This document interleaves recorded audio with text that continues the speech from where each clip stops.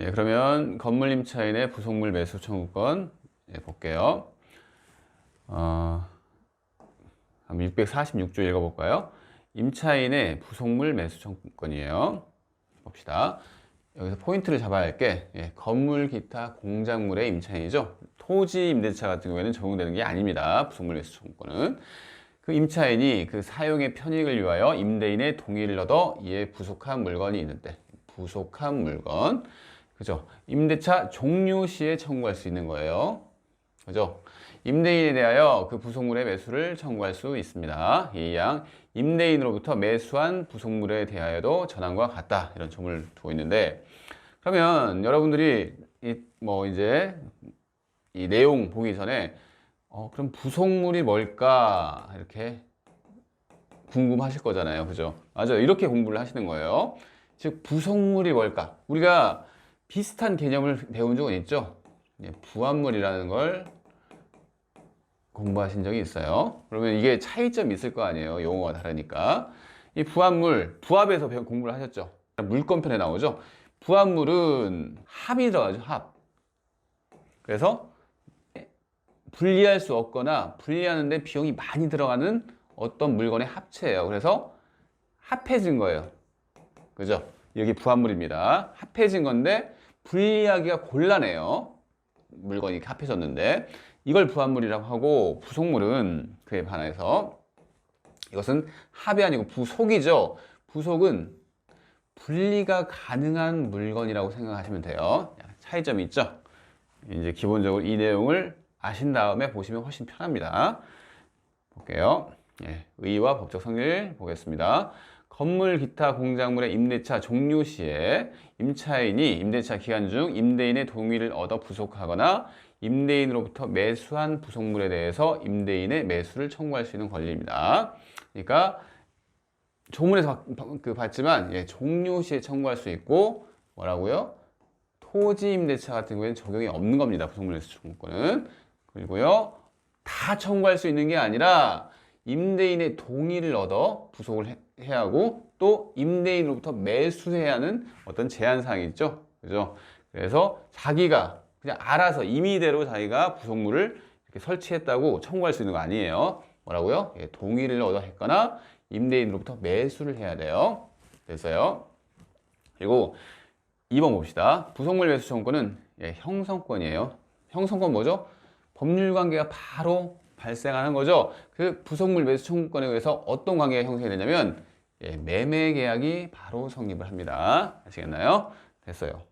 그리고 성립 요건은 그 개념 그 자체예요. 그죠? 제가 개념 방금 설명드린 것처럼 뭐라고요? 건물, 기타, 공작물의 임차인일 것.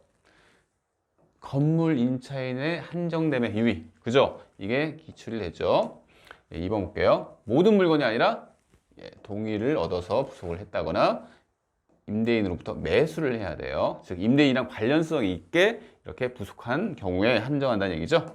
됐고요. 그리고 임차인 소유의 부속물이어야 돼요. 그죠? 당연하죠. 자기 소유 물건이 아닌데 임대인한테 사라고 이렇게 얘기할 수 없는 거 아니에요. 그래서 임차인 소유의 부속물입니다. 여기서 이제 부속물에 대해서 개념을 써놨어요. 이걸 잘 보세요. 이건 자주 기출되죠.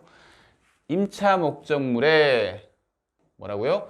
구성 부분이 되지 아니하고, 구성 부분이 돼버리면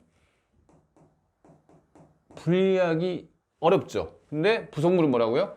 분리가 가능한 물건입니다. 즉 독립성이 있는 물건이라는 얘기죠. 그래서 구성 부분이 되지 아니하고 독립성이 있는 물건이죠.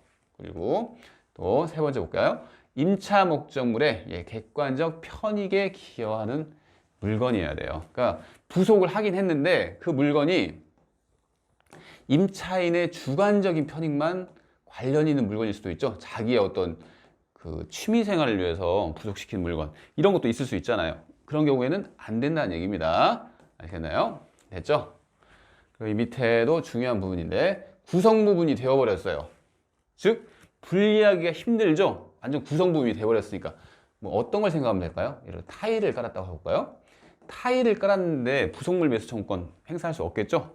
그죠? 부속물 같은 경우에 대표적인 어떤 게 있을까요? 제가 생각에는 뭐 냉난방 설비? 이런 것은 독립성이 있잖아요. 그죠? 임차인이 이렇게 냉난방 소비를 했다. 그러면 부속물 청구권 행사할 수 있을 것 같아요. 이런 경우에. 됐죠? 판례 봅시다. 부속물에 대해서 설명한 판례인데 건물에 부속된 물건으로서 임차인의 소유에 속해야겠죠. 뭐 이건 당연한 얘기고요. 그리고 건물의 구성 부분이 되지 아니한 것으로서 건물의 사용에 뭐라고요? 주관적인 편익으로? 아닙니다. 객관적인 편익이죠. 편익을 가져오게 하는 물건이라 할 것이므로 부속된 물건이 오로지 뭐라고요? 임차인의 특수 목적에 사용하다. 주관적인 어떤 편익이죠. 이런 경우에는 부속물 매수 청구권의 대상이 되는 물건이라고 할 수 없을 것입니다. 됐어요. 좀 밑에 볼까요? 그리고 독립한 소유권의 객체가 될 수 없다면 부속물 매수 청구권 행사는 불가하겠죠. 그죠? 지금 독립성이 있는 물건이라고 했잖아요. 왜?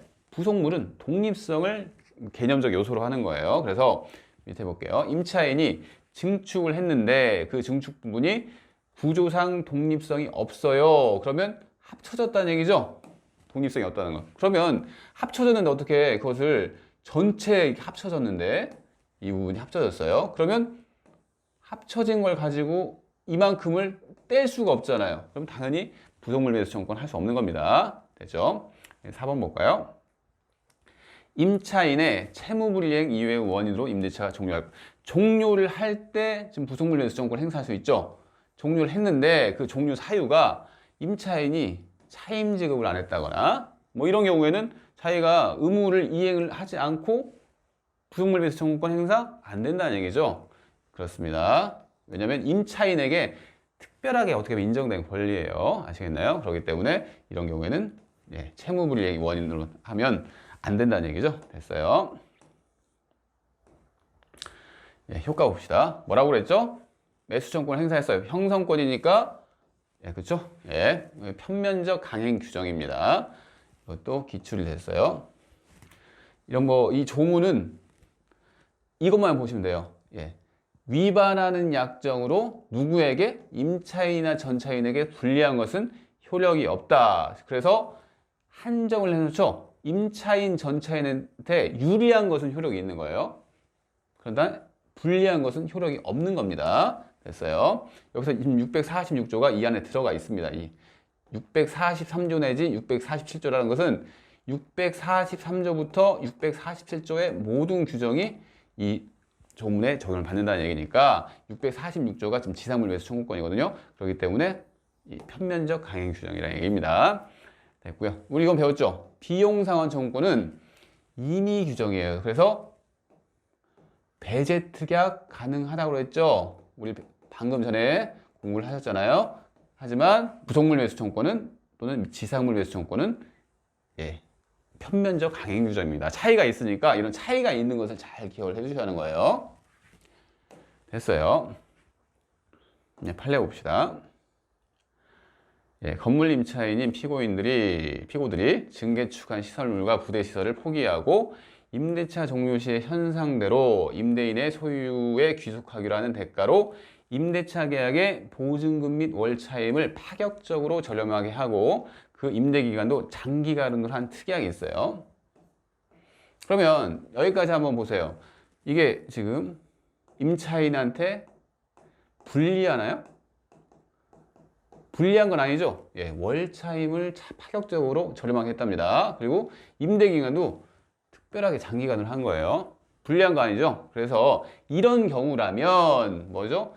부속물 매수 청구권을 배제하기로 하거나 부속물을 대가 없이 임대인의 소유에 속하게 하는 약정들과는 다른 경우죠. 즉 지금 포기 약정 이런 걸 했는데 이 포기 약정만 보면 안 되고 전체적으로 보자는 얘기죠. 전체적으로 보니까 차임도 싸고 임대기간도 길고 이러기 때문에 특별히 불리한 게 아닙니다. 아시겠나요? 그렇게 이해를 하시면 되겠죠? 됐어요. 2번 볼게요. 2번은 건물 임차인이 자신의 비용을 들여 증축한 부분을 임대인 소유로 귀속시키기로 하는 약정은 임차인의 원상 회복 의무를 면하는 대신에 투입 비용의 변상이나 권리 주장을 포기하는 내용이 포함되는 것으로서 특별한 사정이 없는 한 유효하세요. 그러니까 이 경우도 2번도 지금 임대인, 증축한 부분을 임대인의 소유로 귀속시키기로 했어요. 그러면 딱 그냥 그 단편적으로만 보면 아, 임차인한테 불리한 거 아니야?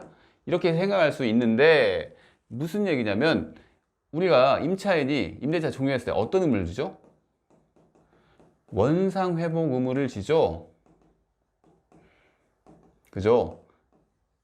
그렇잖아요. 원상회복을 지는데 이 의무를 지금 얘기하는 것은 면제를 하는 거죠. 즉 면제를 하면서 부속물 매수 청구권을 이렇게 임대인에게 부속물을 임대인 소유로 귀속시키기로 하는 약정은 원상 회복물을 면하면서 하는 거니까 괜찮다는 얘기죠. 아시겠나요? 이렇게 이해를 하시면 돼요. 됐어요. 그래서 그 약정이 부속물 매수 청구권을 포기하는 약정으로서 강행 규정에 반하여 무효라고 할 수 없습니다. 왜? 원상 회복 의무를 면제해 줬기 때문에. 그래서 이런 경우 그 증축 부분에 원상 회복이 불가능하다고 해서 유익비의 상환을 청구할 수도 없습니다. 이런 경우에는 부속물 매수 청구도 할 수 없고 유익비 상환 청구도 할 수 없다는 이런 판례예요. 이 판례가 기출이 됐네요. 좀 케이스 바이 케이스로 봐야겠죠. 그러니까 무조건 뭘 포기했다고 무조건 불리하다 이렇게 생각하시면 안 된다는 얘기죠. 지금 이 판례들의 어떤 취지는 됐죠. 예, 제가 정리해 놓은 거 한번 읽어보시고요. 이제 관련 문제를 볼까요? 부속물 매수 청구권은 매매 계약을 발생시키는 형성적 권리에 불과할 뿐 목적물 자체로 발생한 채권은 아니므로 유치권이 성립되지 않는다. 이거 조금 어려워하실 수도 있는 부분인데 왜 어렵냐면 비용상환 청구권은 유치권 행사가 가능하죠. 그죠? 근데 부속물 매수 청구권은 유치권 행사가 안 된다네요. 이렇게 생각하시면 돼요. 비용. 우리가 이제 건물을 이렇게 건물을 빌렸는데 임차인이 건물을 위해서 어떤 비용을 투입했어요. 그죠? 이런 경우에는 유치권이 인정이 된다고 하는데 부속물은 이런 경우 약간 차이를 느끼셔야 돼요. 부속물은 건물을 이렇게 빌렸는데 거기에 어떤 냉난방 시설 이만큼이에요. 이렇게 아시겠나요? 건물 자체에 투입된 비용이 아니라는 얘기죠. 단순하게 매매 계약이 성립할 뿐입니다. 이렇게 이해를 하셔야 돼요. 비용상환 청구권은 그 목적물 자체에 대한 비용이고 부속물 매수 청구권은 그 목적물 자체가 아니라 분리할 수 있는 물건이니까요. 그 목적물로부터. 그러기 때문에 분리가 가능한 물건이기 때문에 그 목적물 자체에 대한 어떤 투입물이 아니란 겁니다. 그래서 유익비 상환 청구가 안 된다는 얘기죠. 됐죠? 유치권이 성립하지 않는다는 얘기죠. 그 관련된 그 비용이 아니니까 이렇게 이해를 해주시면 됩니다. 됐어요. 동시이행 여부. 이건 긍정이죠. 왜 그렇죠? 매매 계약입니다. 그죠? 됐어요. 그 다음에 전차인의 부속물 매수 청구권을 647조에서 규정을 해놓고 있는데 적법한 전대차의 경우 적법한 전대차가 뭐죠? 갑과 을이 임대차 계약을 맺었는데 전대차는 한 번 더 이렇게 을이 이제 임대인이 돼가지고 병과 또 다른 임대차 계약을 맺는 거죠. 이걸 전대차라고 합니다. 그러면 이 병도 똑같아요. 병도 현재 점유를 하고 있죠. 그러니까 전차인으로서 점유를 하는 거예요. 이 전차인도 보호 필요성이 있겠죠. 임차인이 보호 필요성이 있는 것처럼 이 병도 똑같이 보호 필요성이 있는 겁니다. 그래서 우리 민법에서는 뭐라고요? 이렇게 전차인 같은 경우에도 보호를 해줘요. 일반적으로. 물론 적법한 전대차야겠죠. 이 전대차가 적법하기 위해서는 이 임대인의 동의가 있어야 한다고 했잖아요. 이렇게 동의가 있으면 이 병을 보호를 똑같이 해줍니다. 임차인처럼. 됐죠? 647조 한번 읽어볼게요. 예, 적법한 전대차예요. 그런 경우에는 전차인이 임대인의 동의를 얻어 부속을 했어요. 이 사람이 현재 점유를 하면서 사용 수익을 하고 있죠. 그러면서 뭐라고요? 임대인의 동의를 얻어 부속했어요. 그리고 임대인으로부터 매수를 했어요. 그리고 임대인의 동의를 얻어 임차인으로부터 매수를 했어요. 그죠? 똑같이 방금 임차인의 부속물 매수 청구권도 이런 제한이 있잖아요. 임대인의 동의를 얻거나 아니면 임대인으로부터 매수를 했고 똑같은 거예요. 이 병이 부속물 매수 청구권을 행사하기 위해서는 임대인의 이렇게 동의를 얻어 부속을 했거나 아니면 임대인으로부터 매수하면 되는 거예요. 그죠? 뭐 이 디귿번은 똑같은 얘기죠. 임대인의 동의를 얻어 부속한 거랑 똑같은 얘기예요. 동의를 얻었어요. 아무튼 이런 경우에는 뭐라고요? 전차인은 이렇게 부속물 매수 청구를 행사할 수 있습니다. 보호 필요성이 있으니까 그런 거예요. 전차인에. 됐죠? 그리고 이제 제가 방금 배웠던 비용상환 청구권과 부속물 매수 청구권을 비교를 해줬어요. 잠깐만 볼까요? 그러니까 이런 것은 비교를 하면서 보는 게 시험에서는 유리하겠죠. 왜냐하면 시험 출제위원은 당연히 뭔가 다른 부분들을 낼 거 아니에요. 혼동하게 하기 위해서. 볼게요. 대상, 비용상환 청구권은 제한이 없죠. 즉 부속물은 건물 임대차 같은 경우에만 적용이 되는데 비용은 건물이든 토지든 그 임대차면 다 적용이 됩니다. 그리고 설치할 때 동의가 필요한 쪽은 어디죠? 이쪽이죠. 그죠? 그 다음에 설치물의 독립성이 있는 경우에는 이쪽이죠. 비용은 뭐 흔하게 그냥 타일 뭐 이런 거 생각하시면 돼요. 아시겠나요? 청구 시기. 이때는 나눠진다고 했죠. 필요비는 즉시 청구를 해야 할 테고 유익비는 종료할 때 해야겠죠. 근데 부속물 매수 청구는 종료시라고 딱 규정이 돼 있습니다. 법정문에. 그리고 편면적 항의 규정. 이거 봤죠? 적용 안 해요. 아시겠나요? 그리고 부속물 매수 청구는 적용합니다. 그리고 채무 불이행으로 인한 종료의 경우에도 이게 좀 헷갈릴 수가 있는데 행사 가능해요. 그리고 부속물 매수 청구는 행사 불가죠. 그리고 유치권은 다 봤죠. 봤는데 이렇게 생각하면 되겠죠. 이것은 비용, 만약에 엘리베이터를 설치했다 유익비, 그런 경우에 채무불이행으로 종료를 했다고 하더라도 유익비 같은 경우에는 그 법적 성질이 뭐라고 했죠? 부당이득 반환 청구라고 했죠. 그죠? 그래서 임차인이 임차 도중에 엘리베이터를 설치했다. 그러면 임대인은 설령 이렇게 채무불이행으로 종료했다고 하더라도 당연히 부당이득을 얻는 거잖아요. 그죠? 남의 재산을 이렇게 자기 물건에 투입이 됐으니까 부당이익이 되기 때문에 행사 가능한 거고, 그리고 필요비 같은 경우에도 설령 채무불이행으로 종료했다고 하더라도 그 종료 전까지는 사용 수익을 유지하게 할 의무가 있죠. 수선 의무라고 하잖아요. 그 수선 의무가 있기 때문에 수선 의무 때문에 즉 임대인이 임차인한테 필요비 상환을 해줘야 한다는 얘기죠. 그래서 이렇게 채무 불이행으로 인한 종료의 경우에도 이렇게 행사가 가능합니다. 이렇게 이해를 해주세요. 다 봤죠? 이런 비교를 하면서 한번 공부를 해보세요. 됐습니다. 지금 우리가 임차인의 권리를 공부를 하고 계시잖아요. 그죠?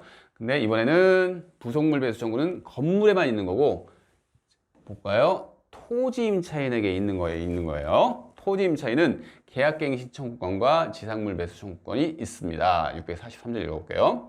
건물 기타 공작물의 소유 또는 식목, 체험, 목축, 뭐 체험이라는 것은 소금을 이렇게 뽑아내는 거죠. 체험, 목축을 목적으로 한 토지 임대차의 기간이 만료한 경우에 건물, 수목, 기타 지상시설이 현존한 때는 283조의 규정 지상권자의 갱신 청구권, 매수 청구권을 준용합니다. 그럼 우리가 지상권을 공부를 하셨잖아요. 그죠? 지상권에서 배웠던 내용이 한 번 더 나온다고 생각하시면 돼요. 물론 약간 디테일한 어떤 차이는 있어요.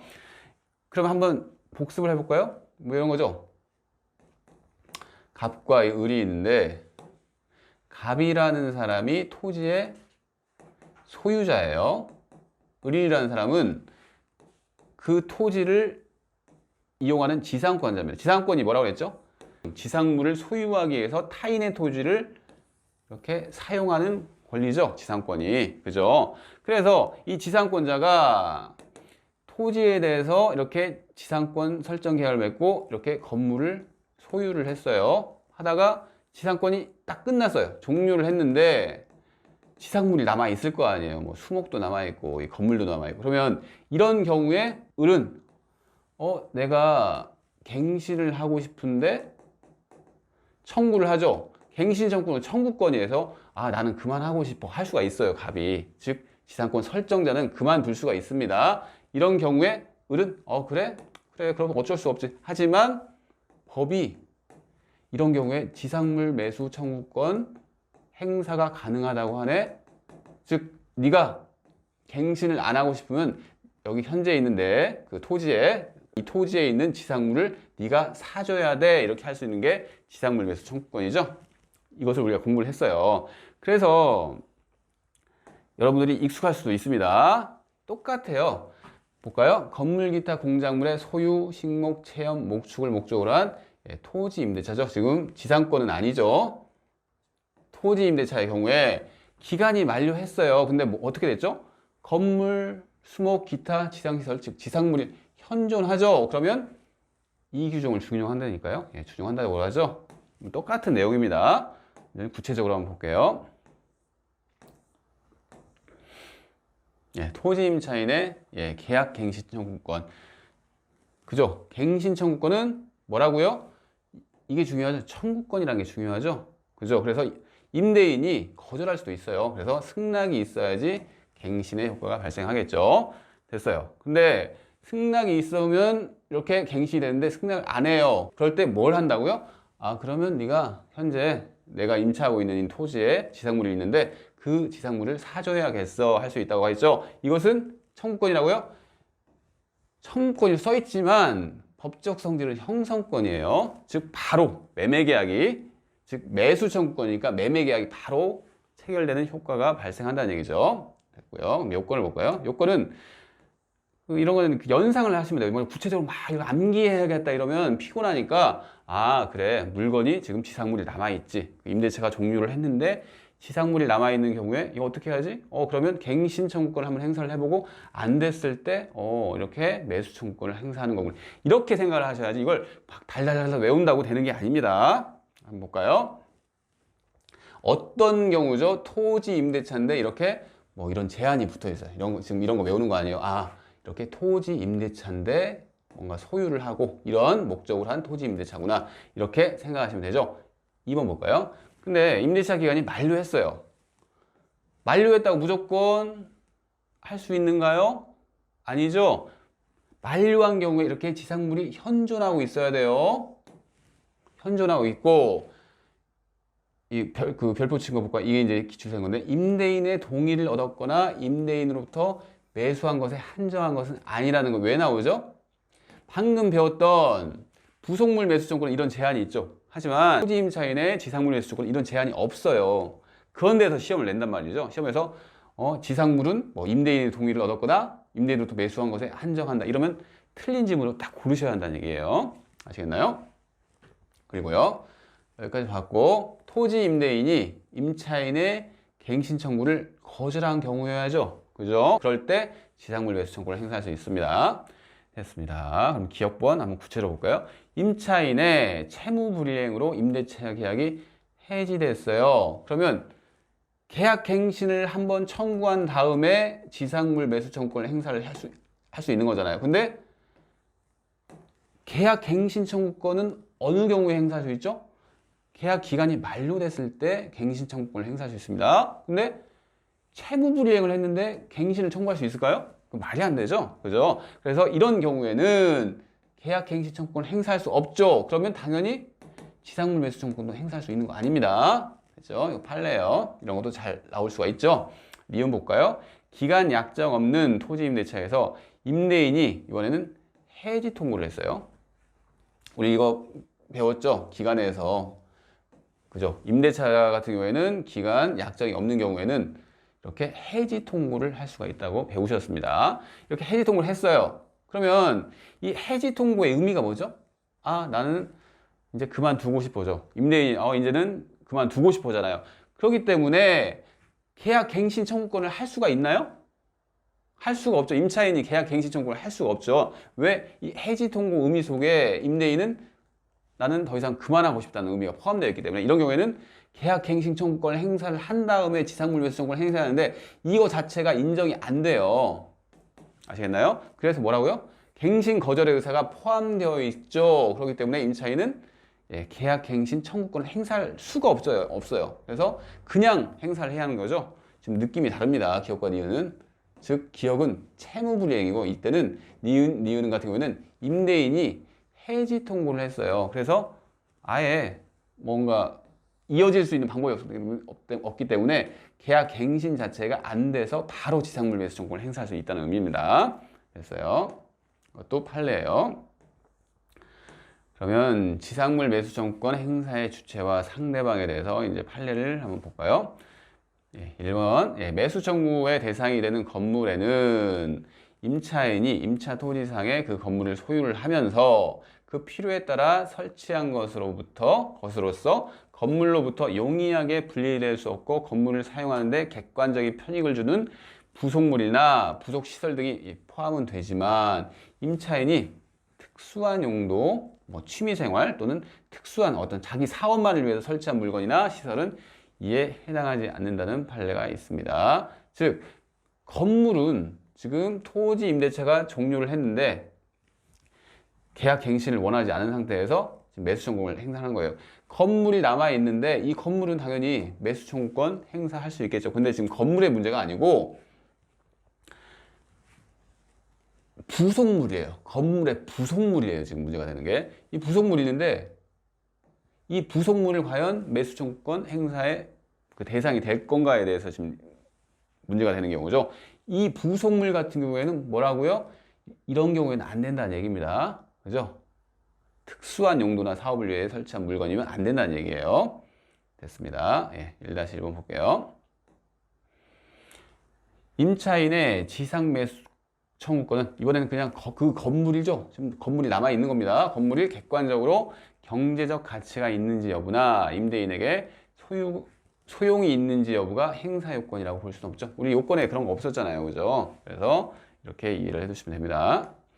2번 임차인의 건물 매수 청구권은 경제적 관점에서 지상 건물의 잔존 가치를 보존하고 토지 소유자의 소유권 행사로 인하여 희생당하기 쉬운 임차인을 보호하기 위한 제도예요. 그러니까 법이 지금 지상물 매수 청구권을 두는 어떤 취지가 임차인 보호의 목적이 있는 거예요.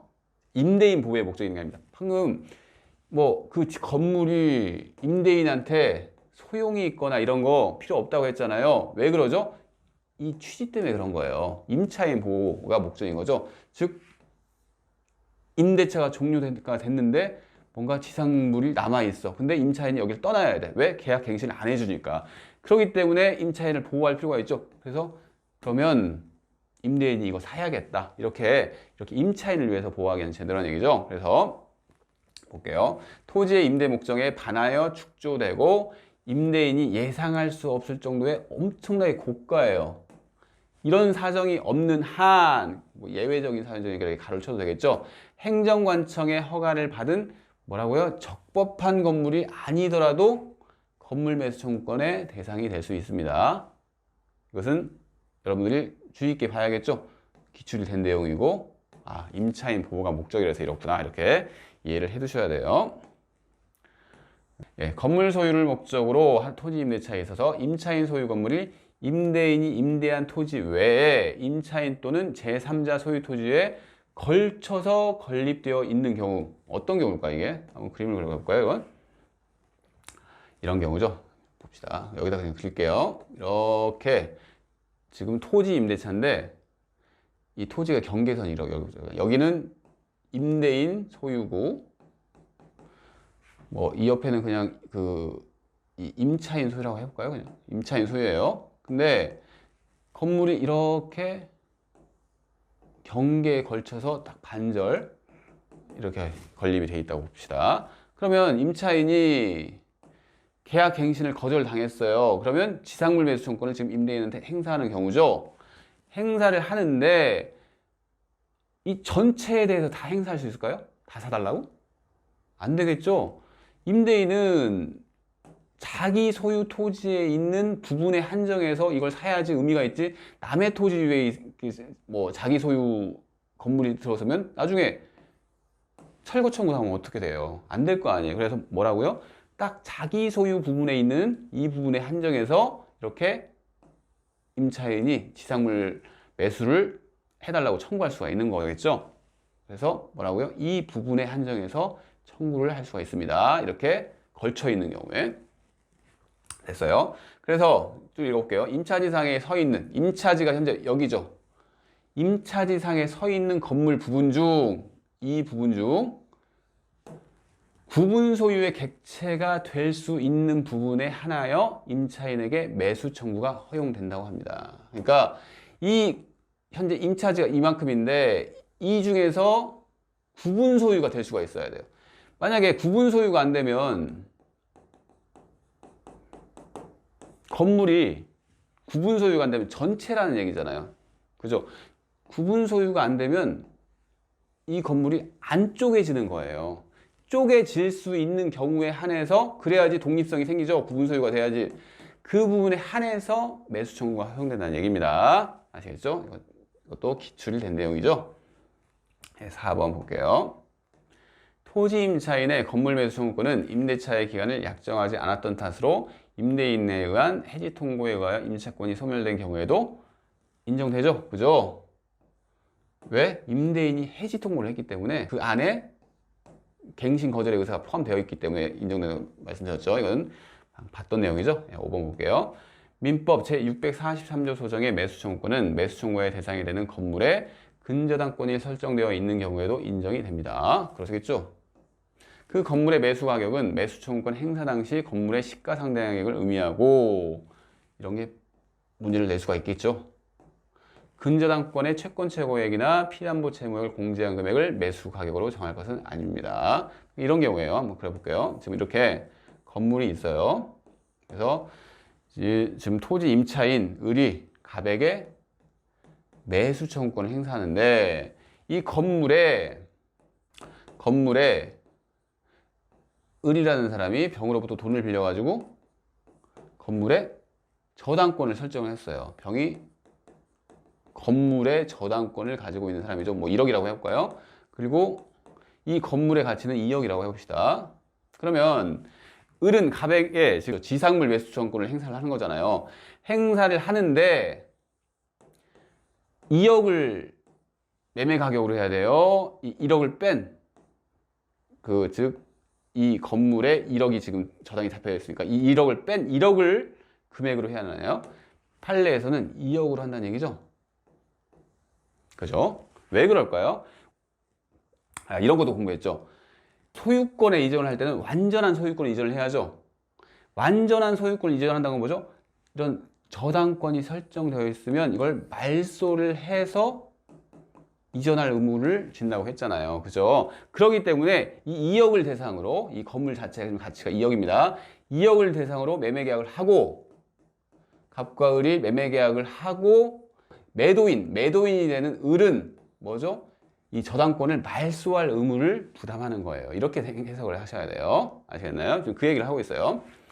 근저당권의 채권 최고액이나 피담보 채무액을 공제한 금액을 매수 가격으로 정할 것은 아니다. 즉, 이 건물 전체 시가상당액을 매수 가격으로 정한다. 이 소리죠. 다만 매수 청구권을 행사한 지상건물 소유자가 지금 을이죠. 소유자는 을입니다.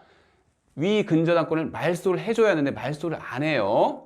말소하지 않는 경우에는 토지 소유자는 588조 규정이 뭐냐면 이런 거 있어서 권리 주장자가 있는 경우에는 그죠? 다른 사람이 권리를 주장하는 거예요. 이런 경우에는 매수인 입장에서는 내가 금액을 다 주면 나중에 권리를 누가 주장하는데 내가 그 사람이 권리를 주장하면 내가 매수했던 권리를 잃어버리게 되잖아. 하니까 그만큼 대금 지급 거절권을 행사할 수 있다는 규정을 공부를 하셨죠.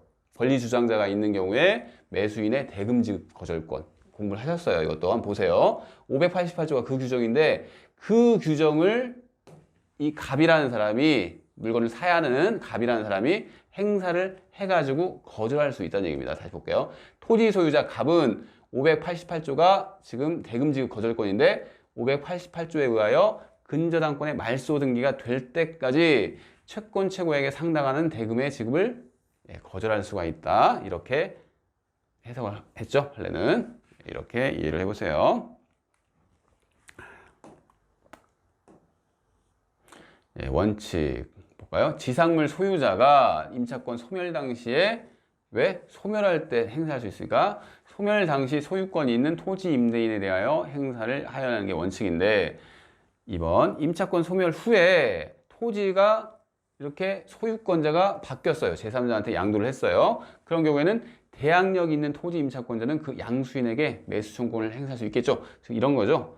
갑과 을이 임대인이에요. 이 사람이 임대인이고 임차인인데 임차인이 매수 청구권을 행사를 하잖아요. 근데 종료를 해서 행사를 하죠. 근데 종료 이후에 갑이 이렇게 병한테 소유권을 넘겼습니다. 토지 소유권이죠.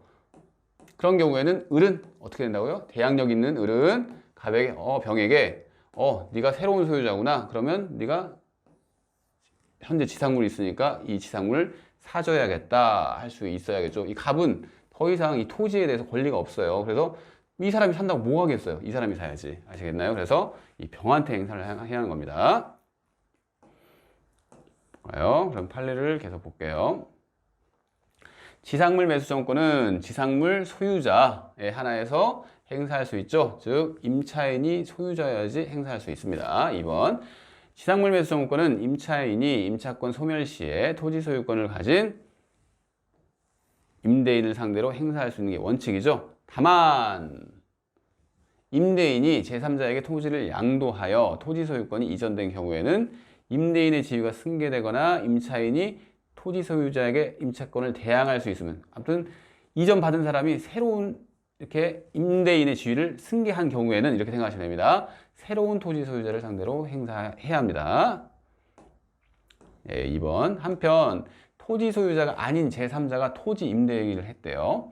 토지 소유자가 제3자의 무권 대리 행위를 추인하는 등으로, 그러면 여러분들이 무권 대리 행위 봤는데 갑자기 여기서 또 무권 대리 행위가 나오면 기억이 하나도 안 나는데 생각하시잖아요. 무권 대리 행위 뭐죠? 대리권이 없는 사람이 대리 행위 한 거예요. 그러면 원칙적으로 뭐죠? 무권 대리는 무효가 원칙이죠. 그런데 뭐라고요? 추인을 할 수가 있죠. 진정한 권리자가 추인하면 이 무권 대리 행위가 유효가 됩니다. 그죠? 우리 배우셨어요. 그래서 제3자의 무권 대리를 추인하는 등으로 그 효과가 토지 소유자에게 귀속됐어요. 토지 소유자가 추인을 해줬다는 얘기잖아요. 그런 경우에는 누구한테 행사할 수 있겠죠? 토지 소유자가 지상물 매수 청구권의 상대방이 되겠죠. 왜? 추인을 해줬으니까 이제는 토지 소유자에게 임대차의 어떤 권리가 귀속이 되는 겁니다. 그러나 제3자가 임대차 계약의 당사자로서 토지를 임대를 했어요. 토지 소유자가 임대인의 지위를 승계하였다는 등의 사정이 없는 한 임대인이 아닌 토지 소유자가 지상물 매수 청구권의 상대방이 될 수 없겠죠. 그렇죠? 임대인이 아닌 토지 소유자니까. 됐어요. 4번 볼게요. 지상물 매수 청구권 행사의 효과 뭐라고 했죠? 매매 계약이 체결됩니다. 그리고 금액은 그 시가 상당액이라고 말씀드렸죠? 됐고요. 판례를 볼게요. 매수 청구권이 행사되면 임대인과 임차인 사이에 건물에 대한 매수 청구권 행사 당시에 건물 시가를 대금으로 하는 매매 계약 체결의 효과가 발생하죠. 그래서 임대인이 기존 건물의 철거 비용을 포함하여 임차인의 건물을 신축하기 위해 지출한 모든 비용을 보상할 의무를 부담하는 것은 아니겠죠. 무슨 얘기냐면 이 토지에 갑이 임대인이고 을이 임차인인데 빚었어요. 근데 을이 임차 도중에 이렇게 건물을 지었는데 이 건물을 짓는 과정에서 기존에 이렇게 건물이 있었어요. 그래서 이 건물 보기 싫네 하면서 을이 이것을 철거를 하고 자신이 새로 건물을 지은 거죠. 그런 경우에는 이 철거 비용이 발생했는데 이 철거 비용까지 부담한다고요? 갑이? 그건 아니죠. 지금 이 지상물 매수 청구권은 을이 갑에게 이 물건을 사달라고 하는 것일 뿐이에요. 이 철거를 했다 이런 거 필요 없고 현재를 기준으로, 즉 임대차 종료를 기준으로 이 물건을 사달라고 하는 거죠. 이 철거 비용 포함되는 거 아닙니다. 그래서 이렇게 신축하기 위해서, 이 새롭게 지은 건물을 신축하기 위해서 어떤 비용이 들어갔는데 모든 비용을 보상할 의무가 있는 것은 아니에요. 이 매수 청구권 내용 중에서. 됐죠? 동시행 관계 얘기했죠. 왜 그러죠? 지금 매매 계약이 체결됐잖아요. 그렇기 때문에 동시행 관계가 발생을 하죠. 됐습니다. 그럼 뒤에 볼까요? 다만 동시행 관계는 지상물에 대해서만 인정되므로 지상물의 부지를 임차인이 점유를 하고 있어요. 그러면 부당이득 반환 의무가 있겠죠. 이런 얘기죠. 지금 어떤 물건을 사달라고 하는 거죠? 우리 갑에게 이 건물이죠. 그죠? 그리고 행사를 할 때는 어떻게 되죠? 지금 종료를 했어요. 즉 토지 임대차가 종료한 상황이죠. 근데 이 갑이라는 사람이 이렇게 바로 돈을 주면 좋은데 매수청구를 행사했으니까 대금을 지급하면 좋은데 이 갑이 대금을 지급을 안 해요. 그래서 을이 계속 여기를 점유를 하고 있어요. 그러면 타인 토지를 점유를 하는 경우잖아요. 그래서 이 을은 갑에게 부당이득, 즉 토지에 대해서 이렇게 점유 사용하는 데 있어서 부당이득 반환 의무가 있다는 얘기입니다. 됐고요. 그러면 지금 지상물 매수 청구권과 관련해서 유치권 관련 문제 볼게요. 유치권 여부 부정되죠? 빌린 건 뭐죠? 토지죠. 토지에 어떤 비용이 들어갔나요? 아니죠. 지금 지상물에 대해서 사달라고 하는 거죠. 그렇기 때문에 토지로부터 직접적으로 발생한 어떤 채권 아닙니다. 그래서 유치권이 부정되는 거예요. 됐습니다. 그래서 이렇게 정리를 해놨죠. 이런 거 위주로 보셔야 돼요. 이렇게 정리를 해놨으니까 잘 보세요. 예, 편면적 강행 규정입니다. 그죠? 이것도 정리를 해놨죠. 보세요. 즉 비용 상환 청구권은 아니고 나머지는 다 편면적 강행 규정이죠. 3번 볼까요? 전차인의 계약갱신 신청권과 지상물 매수 청구권. 이것도 644조에 있는 규정인데 여러분들이 공부할 때 뭐라고 했죠? 어떻게 하시면 된다고 했죠? 전차인 나오면 아 전차인도 보호 필요성이 있는 사람이구나 이렇게 생각을 하시면 돼요. 기억 봅시다. 건물 기타 공작물 소유 또는 식목 체험 목적을 목적으로 한 토지 임차인이 적법하게 토지를 전대를 한 경우죠. 즉 을이 적법하게 이렇게 병한테 전대를 한 거예요. 임차인 을이. 이런 경우에 임대차 및 전대차의 기간이 동시에 만료가 됐어요. 즉 이것도 만료되고 이것도 만료됐어요. 그러면 병은 현재 전차인으로서 이 토지를 사용하고 있죠. 사용하면서 이렇게 건물이 있을 수 있죠. 그죠? 이런 경우에 건물들이 현존해요. 그런데 전차인은 적법한 전차인이니까 임대인에 대해서 전전대차와 동일한 조건으로 임대할 것을 청구할 수 있죠. 이게 뭐죠? 계약갱신 청구권도 인정된다는 얘기입니다. 즉 전차인은 이렇게 갑에게 다 끝났는데 이게 물건이 남아있어. 그러니까 나 계약을 갱신했으면 좋겠네 했는데 계약갱신 청구권은 청구권이니까 갑이 거절할 수도 있죠. 거절하면 뭐 한다고요? 이 전차인은 이렇게 다시 지상물 매수 청구권을 행사하는 겁니다. 됐죠? 다 됐습니다. 그러면 임차인 의무가 뭐가 있는지 볼게요. 임차인은 그렇죠? 기본적으로 차임 지급 의무가 있겠죠. 633조 볼까요? 차임 지급의 시기에 대해서 규정을 해놓고 있네요. 차임은 동산, 건물이나 대지에 대하여는 매월 말에, 기타 토지에 대하여는 매년 말에 지급을 해야 한다 이렇게 나오죠. 그러나 수확기 있는 것에 대해서는 그 수확 후 지체 없이 지급을 해야 한다고 규정을 하고 있죠. 그러니까 우리 민법의 태도는 뭐죠? 그러니까 후급이라고 하면 되겠죠. 즉 끝난 다음에 지급하는 게 원칙입니다. 월말 또는 매년 말 이러기 때문에 이렇게 후급이라고 하면 되겠죠. 후급 지급의 원칙. 616조 볼게요. 공동차주의 연대 의무 이렇게 써 있네요. 수인이 공동하여 물건을 차용한 때는 연대하여 그 의무를 부담한다. 한번 그려볼까요? 갑이 임대인이고요. 근데 이 임대차 계약을 한 사람이랑 계약을 한 게 아니라 지금 을병이 공동으로 이것을 임대차를 했어요. 즉 수인이 공동으로 물건을 차용한 때 지금 을과 병이 임차인으로서 물건을 사용하죠. 그런 경우에는 연대 지급, 연대하여 의무를 부담을 합니다. 이게 무슨 얘기냐면 연대 채무가 성립한다는 얘기인데 그러면 사람들이 이런 연대 채무 얘기는 많이 들어봤죠. 이런 거예요. 만약에 차임이 100만 원이라고 해볼게요. 그러면 을과 병 사이는 차임이 100만 원이니까 우리 50만 원씩 부담하는 걸로 해. 이렇게 할 수 있을 거 아니에요. 그죠? 그런데 이렇게 각자 이렇게 부담 비율을 정하는 것은 갑에게는 효력이 있을까요? 없어요. 이 둘 사이에 이렇게 계약을 맺은 거죠. 우리 이렇게 합시다 하는 것은 50만 원씩 부담합시다. 이것은 둘 사이의 문제인 거예요. 을, 병 사이의 문제인 거예요. 그렇기 때문에 을이 만약에 이렇게 50만 원을 갚았어요. 나중에 갑이 우리한테 50만 원 더 줘야지 할 수 있을까요? 없을까요? 할 수 있습니다. 왜 할 수 있냐면 연대에서 의무를 부담하기 때문에 이 을은 이 병과 관계에서는 50만 원만 이렇게 자기가 내면 되지만 이 갑한테는 그게 아닌 거예요. 그래서 갑은 100만 원을 받을 때까지는 어느 누구에 대해서도 다 청구를 할 수가 있습니다. 그래서 만약에 을이 50만 원까지 더 줬어요. 100만 원을 다 준 거죠. 그러면 어떻게 하죠? 을은 병한테 나중에 구상을 하는 겁니다. 50만 원 내가 네 것까지 다 줬으니까 응? 너는 나한테 50만 원을 다시 줘야겠다. 이렇게 할 수 있는 거죠. 됐어요. 볼까요? 차임은 임대차의 요소죠. 그리고 차임이 반드시 금전인 필요는 없습니다. 이거 방금 봤던 것은 설명을 들었죠. 공동임차인의 차임채는 연대채무예요. 즉 연대하여 의무를 부담한다고 기억을 해두시면 되겠죠.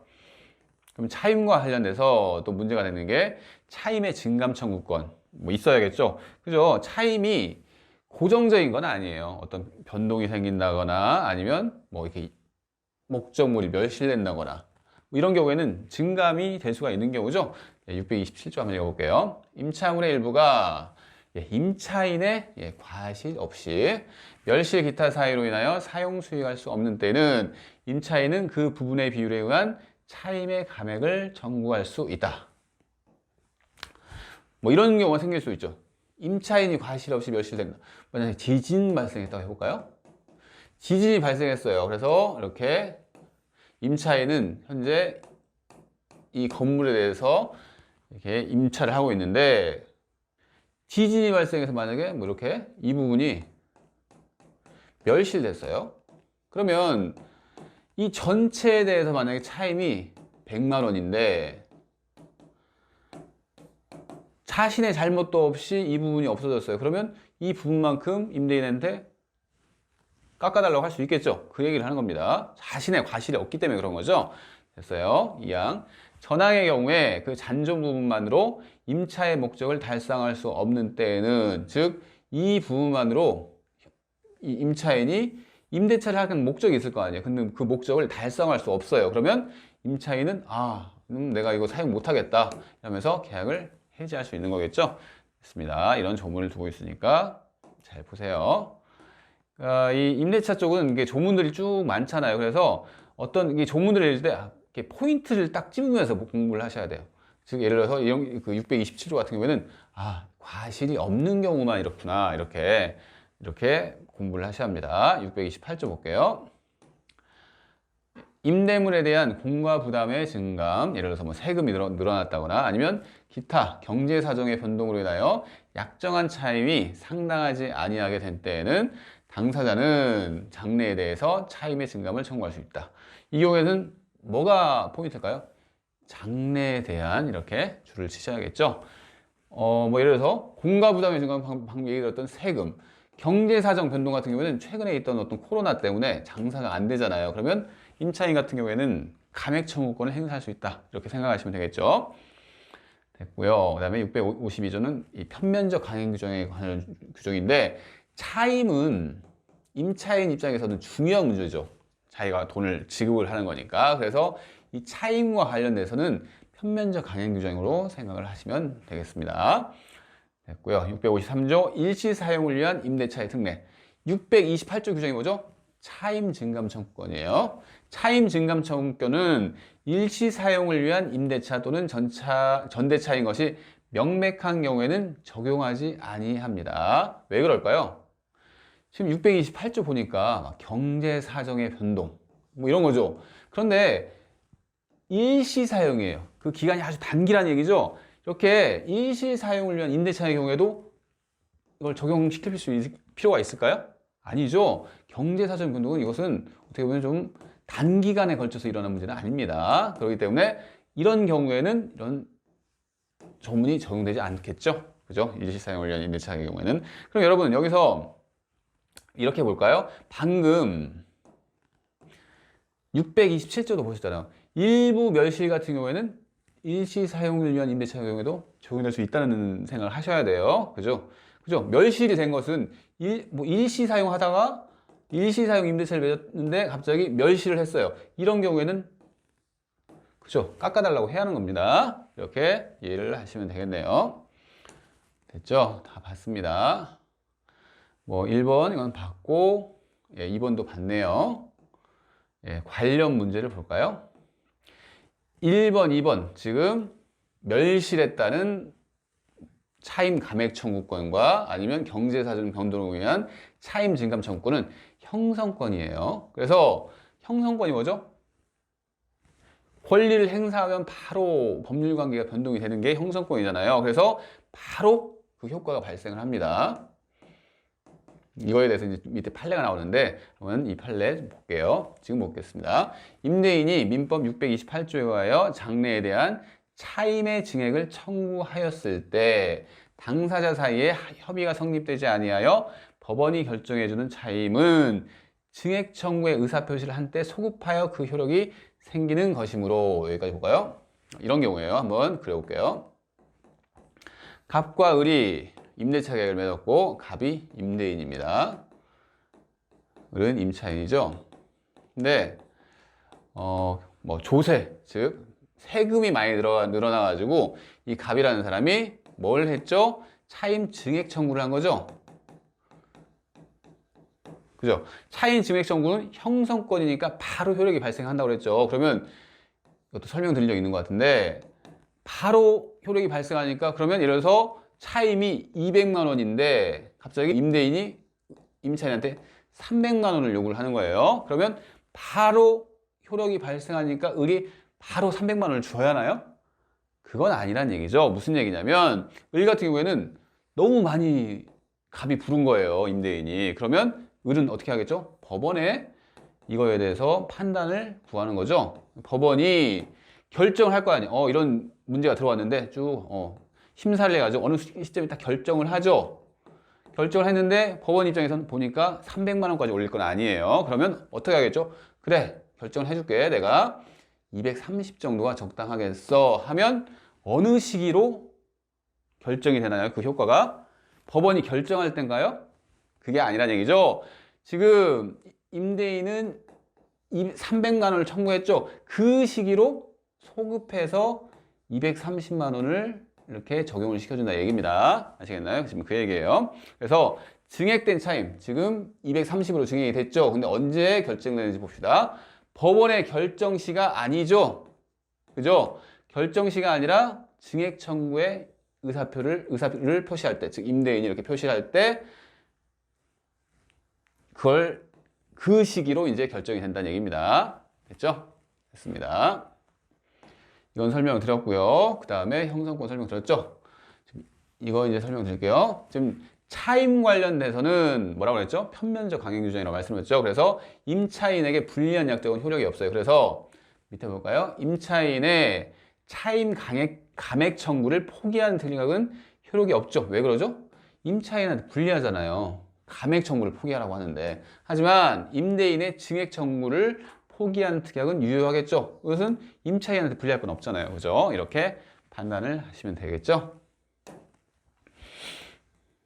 그러면 차임의 연체와 계약 해지에 대해서 볼게요.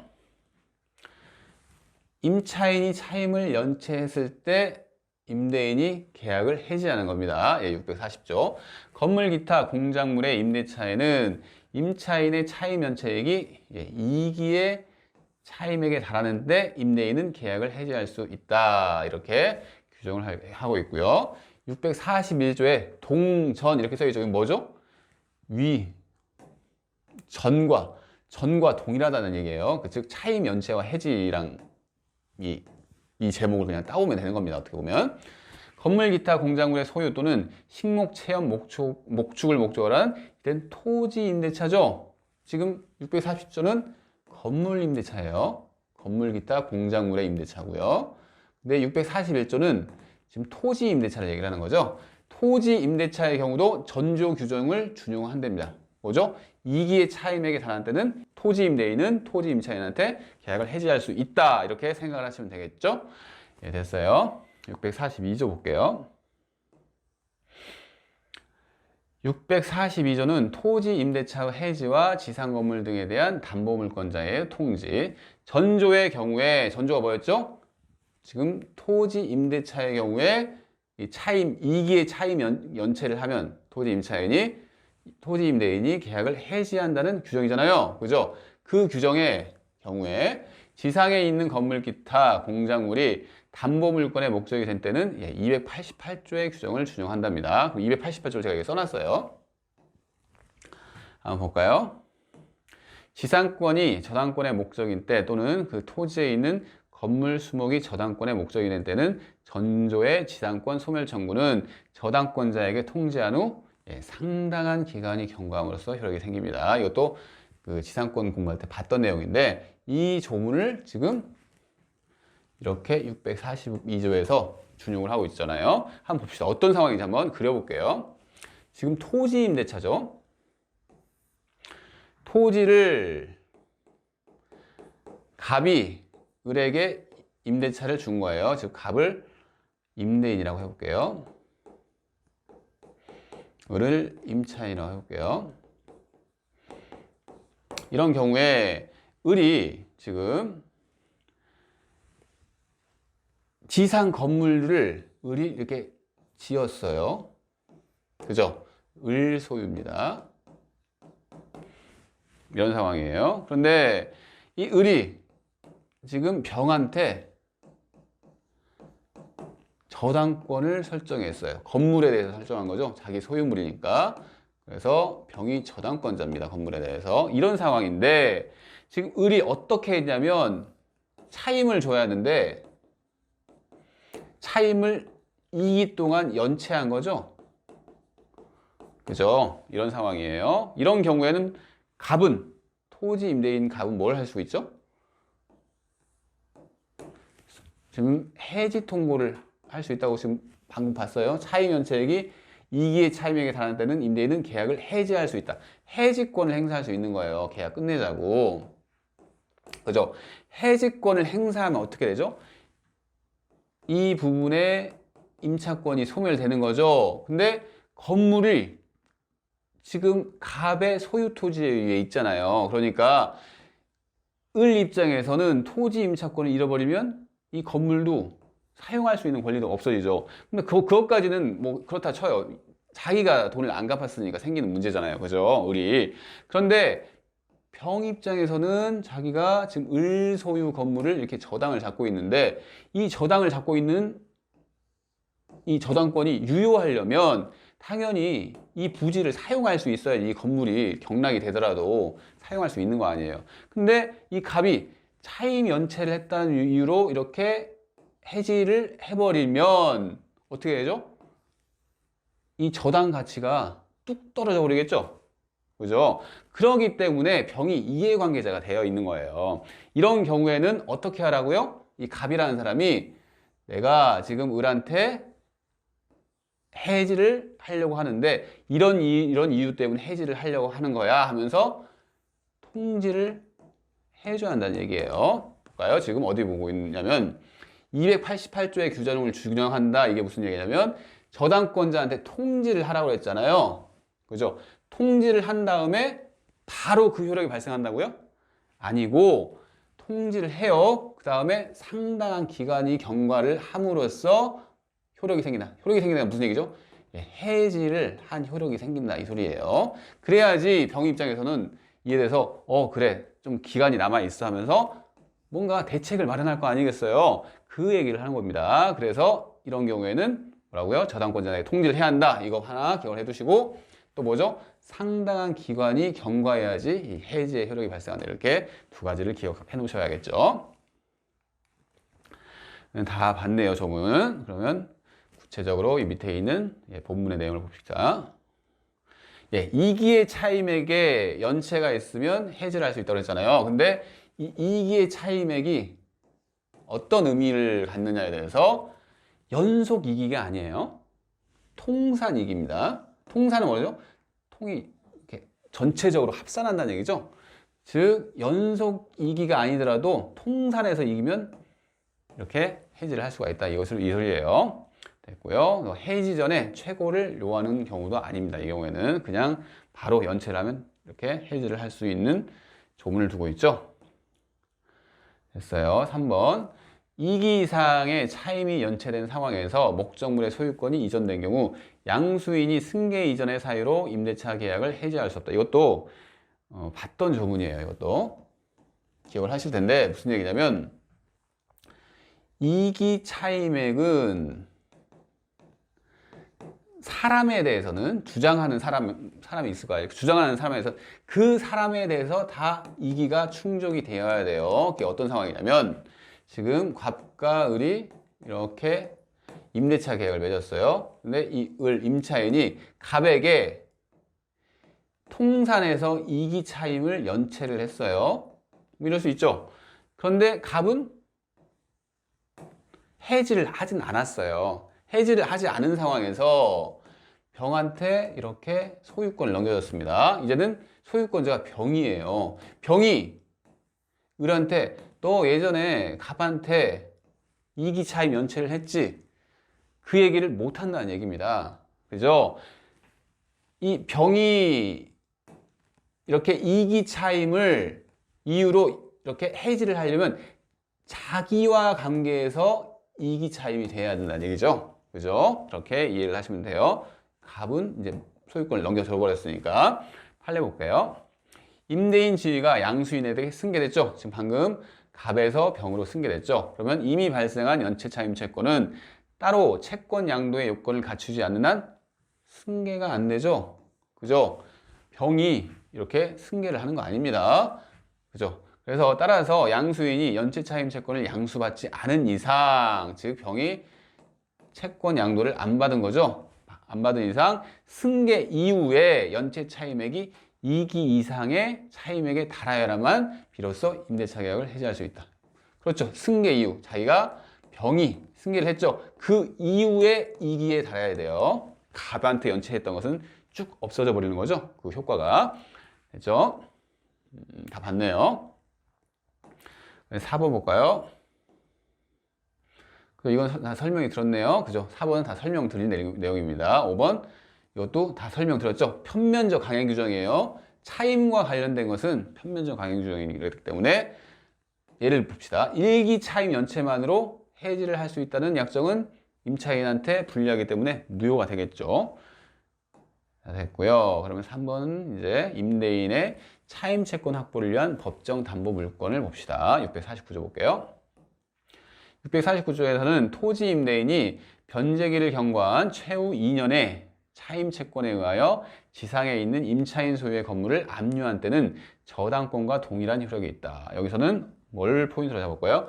네, 토지 임대차의 경우에 나오는 얘기입니다. 한번 그려볼까요? 649조는 이런 상황이에요. 토지가 있는데 갑이 소유자예요. 을이 임차권자입니다. 근데 이 을이 2년의 차임을 연체를 했어요. 변제기를 경과한 최후 2년의 차임 채권. 이런 상황에서 갑은 이제 뭐가 되죠? 어떻게 보면 채권자가 되죠. 차임에 대해서 2년분 차임에 대해서 채권자가 되잖아요. 근데 이 채권자인데 이 채권자를 특별히 더 보호를 해주는 거예요. 임대인 같은 경우에는 어떤 상황이냐면 을이 이렇게 임차인이니까 이 토지에 건물을 지었어요. 을의 건물이에요. 그러면 갑은 현재 돈 받을 게 있죠. 을한테 차임 채권. 그래서 뭘 하냐면 이렇게 건물에 압류를 할 수가 있겠죠. 그죠? 건물에 압류하는 겁니다. 건물에. 즉 임차인 소유 건물에 압류를 하는 거예요. 자기 토지는 자기 소유물이니까. 그래서 이렇게 압류를 하면 저당권의 효력이 저당권과 동일한 효력이 발생하는 것으로 규정을 하고 있어요. 다른 채권자들은 그런 게 없죠. 예를 들어서 을이 다른 채권자, 갑 말고 뭐 예를 들어서 뭐 병, 정, A, B, C로 할까요? A, B, C 무수히 많은 채권자들이 있을 수가 있죠. 이런 사람들이 이 건물을 압류한다고 해서 저당권과 동일한 효력이 발생하는 거 아닙니다. 무슨 얘기냐면 현재 지금 을이 이 토지에 임차를 하고 있죠. 그 임차한 토지에 그 건물에 대해서 토지 임대인은 자신 소유 토지 위에 건물이 들어와 있잖아요. 그럴 때 압류했을 때 그때만 저당권과 동일한 효력이 생긴 거죠. 이 사람보다 이런 일반적인 채권자들보다 훨씬 더 이 갑한테 유리하게 이렇게 맞춰준 거죠. 이렇게 이해를 하시면 돼요. 그리고 650조 볼게요. 650조는 상대적으로 중요성은 떨어집니다. 왜 그러면 질권 얘기를 하고 있기 때문에요. 우리 질권 시험범위 아니잖아요. 그죠? 그래서 그냥 이해만 한번 해볼게요. 건물 기타 공작물의 임대인이 임대차에 관한 채권에 의하여 그 건물 기타 공작물에 부속한 임차인 소유의 동산이죠. 질권의 대상은 동산이에요. 동산을 압류한 때는 질권과 동일한 효력이 있다. 이것도 똑같아요. 근데 포인트를 잡으신다면 이때는 토지 임대차가 아니라 건물 기타 공작물 임대차죠. 그래서 만약에 이 건물의 소유자가 갑이에요. 갑인데 누구한테? 을한테 이렇게 임대차를 줬습니다. 그러면 을은 이 건물의 임차인이죠. 임차인인데 임대차에 관한 채권이 생겼어요. 즉 갑이 채권자가 된 거예요. 뭐 차임 채권일 수도 있고 649조랑 다른 것은 649조는 딱 찍어서 차임 채권만 얘기했는데 650조는 건물 기타 공작물의 임대인이 임대차, 그냥 임대차에 관한 채권. 조금 더 포괄적이죠. 그래서 아무튼 이런 차이가 있어요. 근데 현재 채권자인데 돈 받을 게 있어요. 근데 갑이 이 을이 보니까 이 건물 옆에 이렇게 부속물이 있어요. 을의 부속물. 그러면 이 부속물에 압류를 할 수 있겠죠. 그럼 여러분 생각해보세요. 이 건물은 누구 소유죠? 갑 소유예요. 그래서 이 건물에 대해서 압류하는 거 아닙니다. 부속물이에요. 부속물은 을 소유일 거 아니에요. 그죠? 그래서 그 을의 부속물에 압류를 할 때는 무슨 효력이 생긴다고요? 예, 질권과 동일한 효력이 있다. 그래서 뭐 저당권과 동일한 효력이 있다. 예, 질권과 동일한 효력이 있다. 이것은 우선 변제가 있죠. 그리고 경매 신청을 할 수도 있잖아요. 그죠? 그에 따라서 우선 변제를 받을 수 있는 이렇게 효력이 있다. 이렇게 생각하시면 됩니다.